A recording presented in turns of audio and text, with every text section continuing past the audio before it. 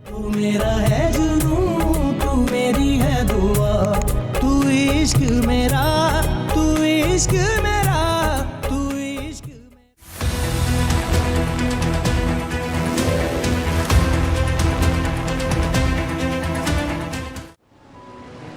सूरज ढलने में कुछ ही देर बाकी रह गई है।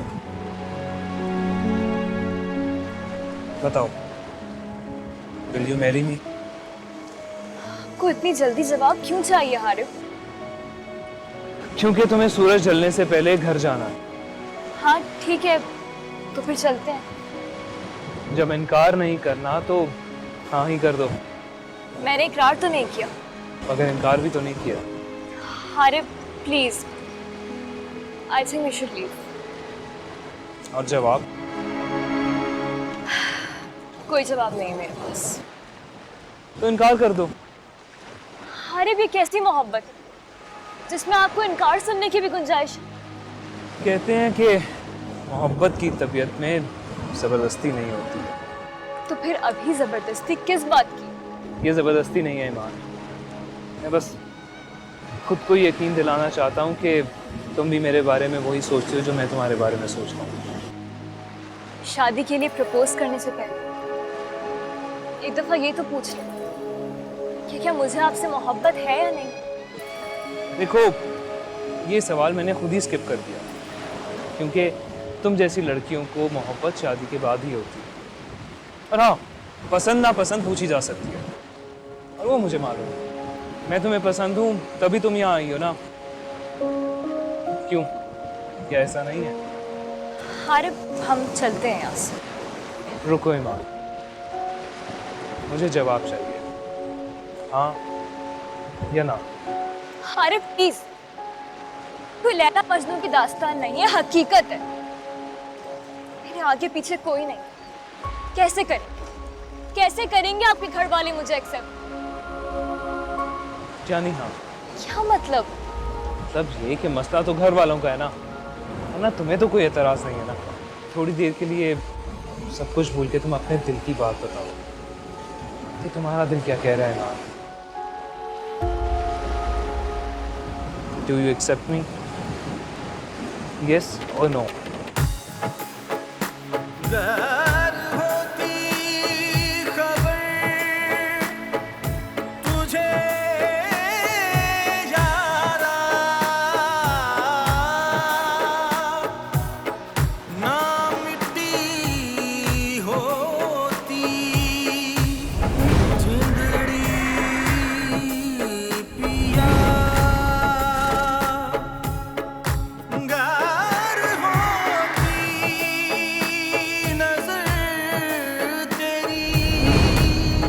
क्या हुआ है ना?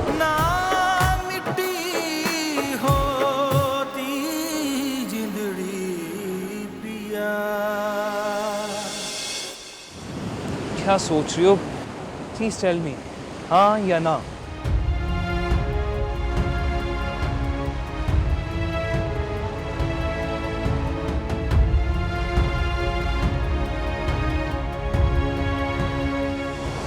हाँ।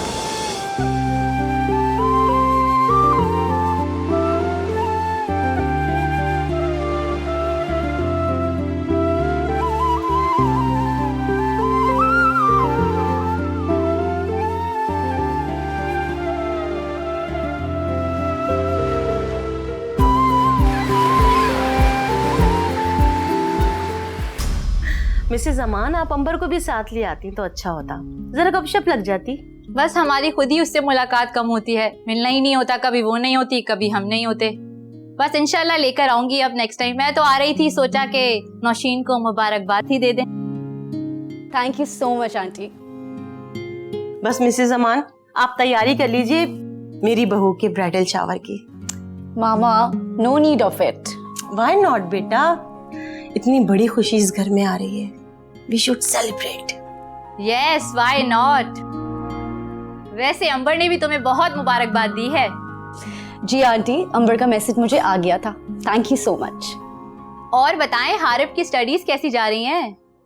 बहुत अच्छी, फाइनल ईयर में बहुत मेहनत कर रहा है। बहुत अच्छी बात है। जमान तो खुद इंतजार में है कि कब हारिब की पढ़ाई खत्म हो और उसको फौरन ऑन बोर्ड ले लें। जी जी बिल्कुल, ग्रेट। आप कुछ लीजिए ना मिसेस अमान, चाय तो लें प्लीज। थैंक यू बेटा। मैं क्या तुमसे कुछ पूछ सकता हूँ?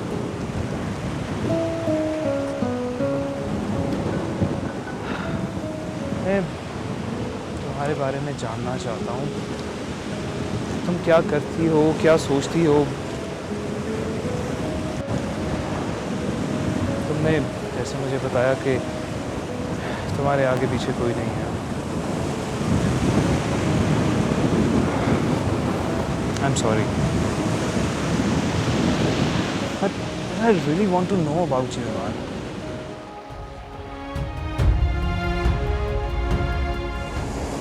तो फिर सुन,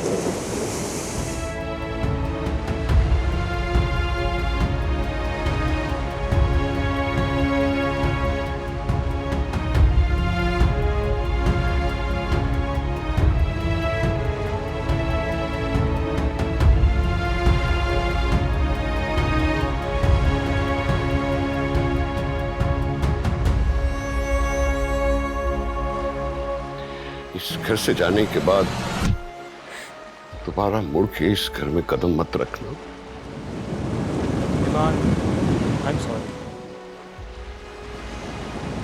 मेरे ख्याल से तुम्हें एक बार अपने घर चलना चाहिए।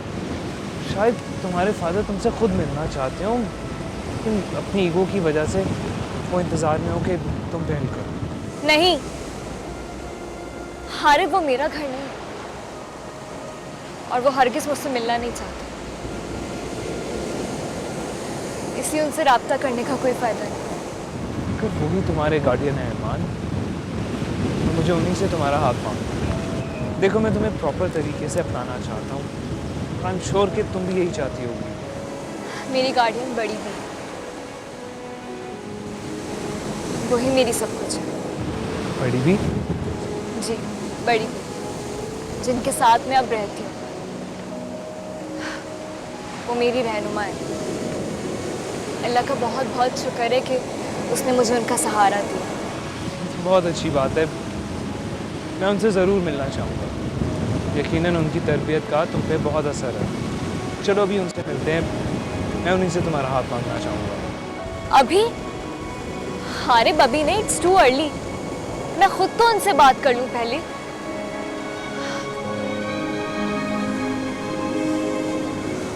और आपकी फैमिली, क्या आपके पेरेंट्स मुझे एक्सेप्ट कर लेंगे? देखो ईमान, ऑनेस्टली स्पीकिंग, ईमान, मेरे पेरेंट्स बहुत स्टेटस कॉन्शियस हैं और हमारे यहाँ ज़्यादातर रिलेशन अपने स्टेटस बरकरार रखने के लिए किए जाते हैं। तुम्हें कबूल करना मेरे पेरेंट्स के लिए किसी चैलेंज से कम नहीं होगा। लेकिन हारिब, हर लड़की की ख्वाहिश होती है कि उसके ससुराल वाले उसे कबूल करें। तुम ठीक कह रही हो ईमान, मैं अपनी पूरी कोशिश करूँगा कि ऐसा ही हो। मैं नहीं जानता कि उन्होंने मेरे लिए क्या सोच रखा है, बस मैं इतना जानता हूँ कि मैं तुमसे ही शादी करूँगा। वैसे भी एक बालिग मुसलमान को अपनी मर्जी का लाइफ पार्टनर चुनने का पूरा हक हासिल है, और अब मैं अपने घर में बात कर सकता हूँ क्योंकि तुम इस रिश्ते पर राजी हो।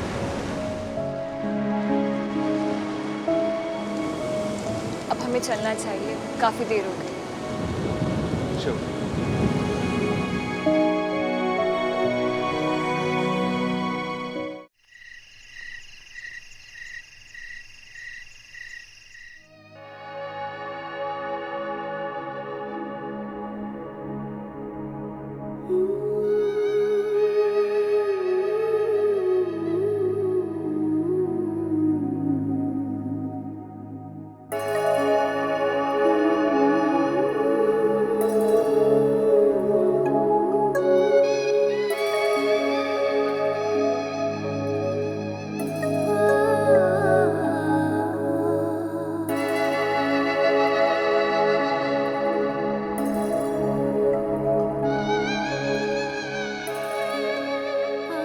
आज यूं लगा जैसे मेरी नई जिंदगी की शुरुआत होने जा रही है।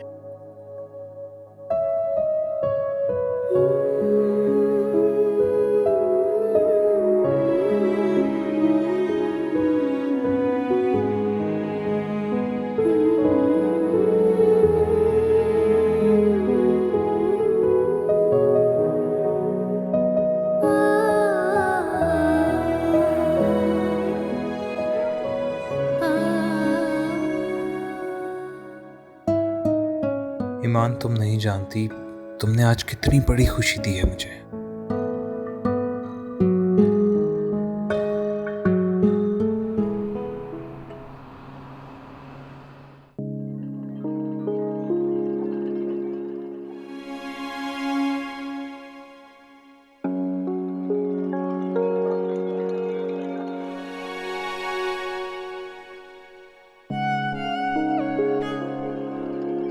अस्सलाम वालेकुम बड़ी बी। वालेकुम अस्सलाम बेटा, इतनी सुबह सुबह? जी बड़ी बी, वो बड़ी बी मुझे आपसे बहुत जरूरी बात करनी थी। हाँ हाँ बोलो बेटा। वो बड़ी बी मुझे एक लड़के ने प्रपोज किया है शादी के लिए। अच्छा, तो इसीलिए इतने दिनों से मोहब्बत का फलसफा तुम्हें उलझन में डाले हुए था। अच्छा, ये बताओ कौन है वो? यूनिवर्सिटी में पढ़ता है बड़ी भी मेरी, हारिब नाम है उसका। अच्छा, तो बेटा तुमने पहले कभी जिक्र नहीं किया? बड़ी भी वो मेरा क्लास फेलो नहीं है, वो MBA कर रहा है। मैं आपको सारी बात बताती हूँ। वो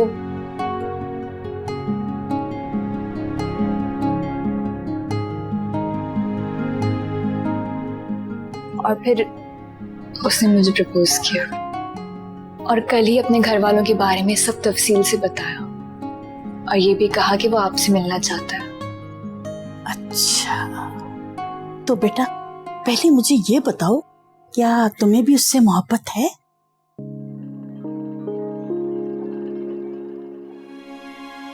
पता नहीं बड़ी भी, लेकिन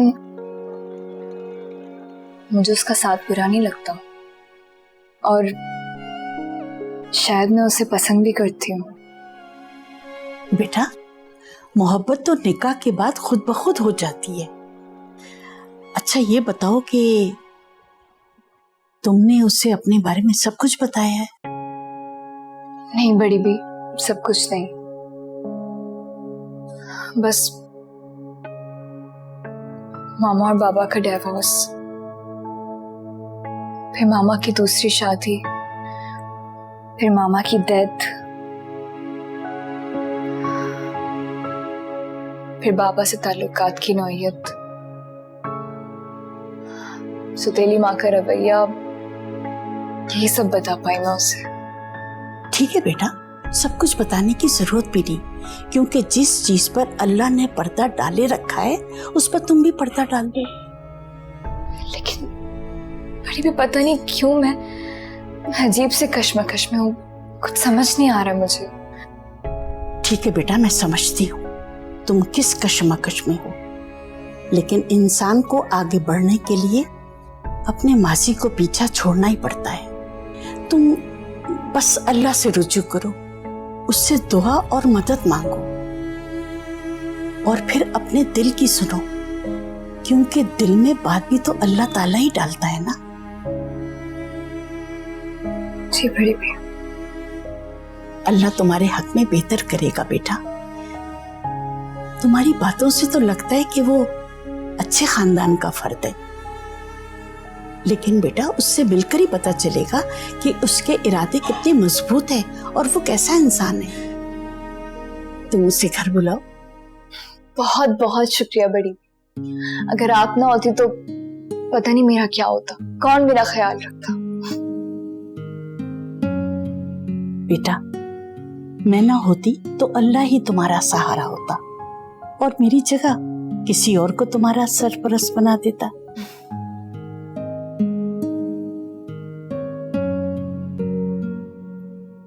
ये डन कर दिया समदानी मैंने, देख लेना तुम इसको। Okay. Hello, hi uncle. Hello, कैसी हो बेटा? मैं ठीक हूँ। आज हमारी प्रिंसेस ने कैसे ऑफिस का रुख कर लिया? बस घर में बोर हो रही थी डैड, इसलिए सोचा आपके पास आ जाऊं। अरे देखो बेटा, जब आप बोर होना या कहीं जाना हो तो हारिब को बुला लिया करो। हारिब तो मुझे अवॉइड करता है अंकल। ना मेरी फोन कॉल पिक करता है और ना ही किसी मैसेज का रिप्लाई करता है। तुम्हें परेशान होने की बिल्कुल जरूरत नहीं है, उसके तो कान खींचूंगा मैं। भाई यूनिवर्सिटी की मसरूफियत अपनी जगह, लेकिन उसे तुम्हें टाइम तो देना पड़ेगा। Let's see uncle. Anyways dad, मुझे 2-3 दिन के लिए मालदीव जाना था। कुछ फ्रेंड्स ने एक ट्रिप प्लान किया है, तो आप प्लीज मेरे स्टे और टिकट्स का अरेंजमेंट करवा दें। ओके बेटा, नो प्रॉब्लम। कब जाना है? I guess day after tomorrow. Okay, no worries, मैं करवा देता हूँ। Oh, thank you so much, Dad. Well, I gotta go now. See you. Bye, Dad. Bye, Uncle. Bye बेटा, टेक केयर।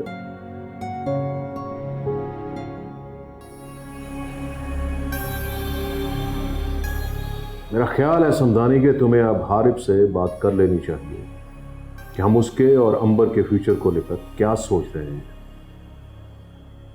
मैं जानता हूं कि अंबर हारिब को पसंद करती है और अपनी पसंद को लेकर वो बहुत पोसेसिव है। हाँ बिल्कुल, मैं आज ही बात करता हूँ हारिब से। You better do this Samdani, क्योंकि यही हम दोनों की फैमिलीज के हक में बेहतर होगा।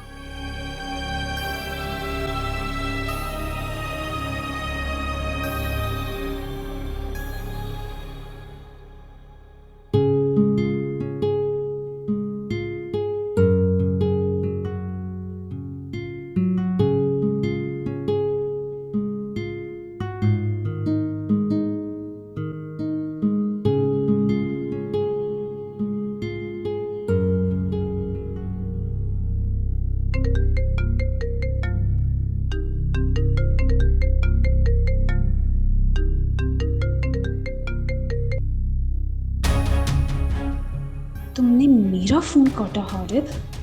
मेरा?